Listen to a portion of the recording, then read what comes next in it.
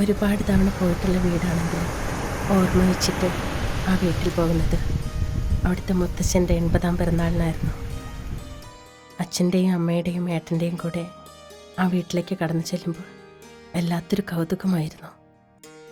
മുത്തശ്ശനും അമ്മായിയും ഏട്ടന്മാരും കുറേ കുട്ടികളും ആകെ ഒരു ബഹളമായിരുന്നു.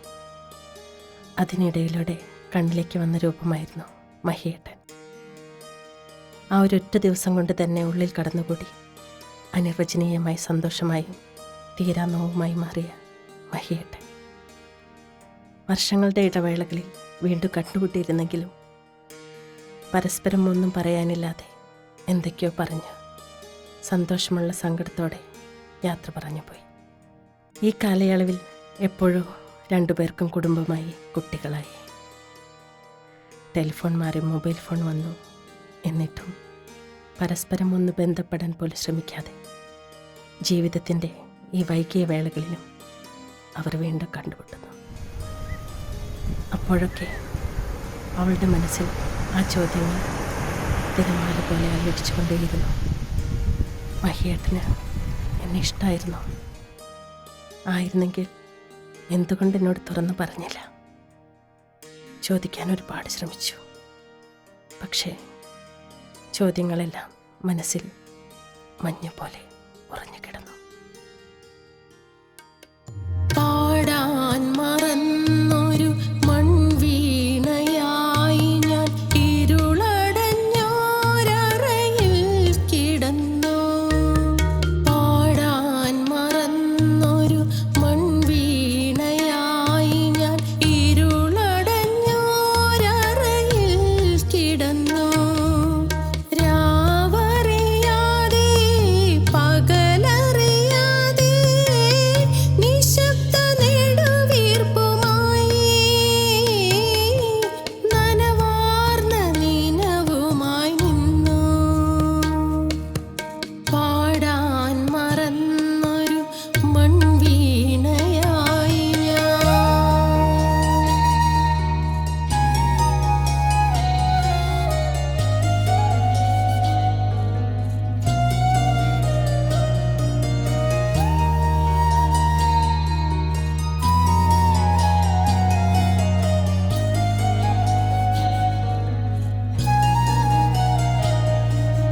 സ്വപ്നത്തിലെന്ന പോൽ ആരോ വന്നൻ മൃദുലമാം തന്ത്രിയിൽ തൊട്ടു.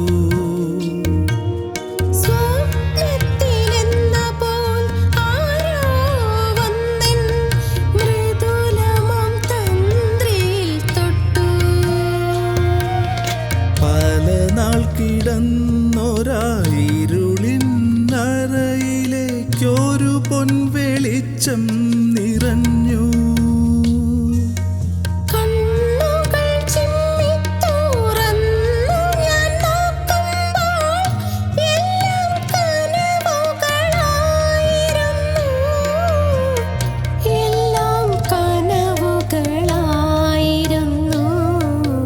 പാടാൻ മറന്നൊരു മൺവീണയായി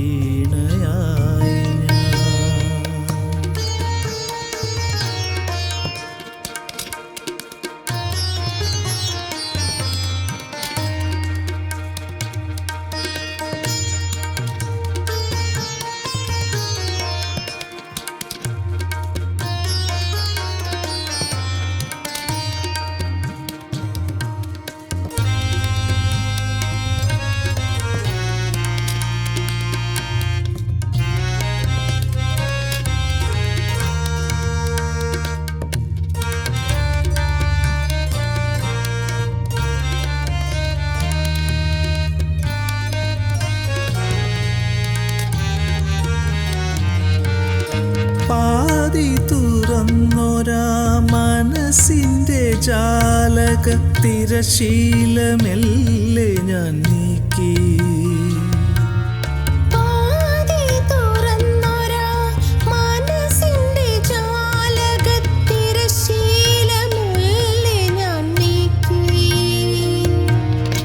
അരുണാർക്ക കിരണങ്ങൾ കൊതിയോടെ വന്നെൻ്റെ നിറുകയിൽ മെല്ലെ തല